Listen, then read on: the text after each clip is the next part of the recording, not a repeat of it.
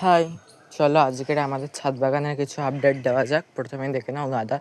এবছর আমাদের ছাদে বিভিন্ন ধরনের প্রচুর গাঁদা ফুটেছে।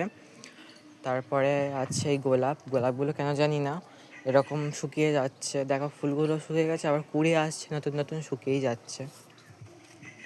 আর এই বোগেনভেলিয়াতে দেখো একটাই ফুল এসছে, জাস্ট মানে একটা গাছে ফুল এসছে হলুদ রঙেরটা।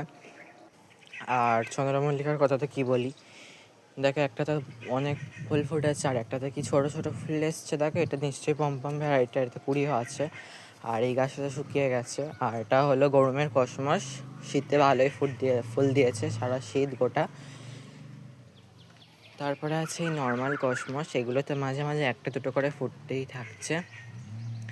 দেখো এই গাছটা কি সুন্দর লাগছে। আর এই কসমসটা দেখো কি ছোট, কারণ গাছটার অনেকটাই ছোট।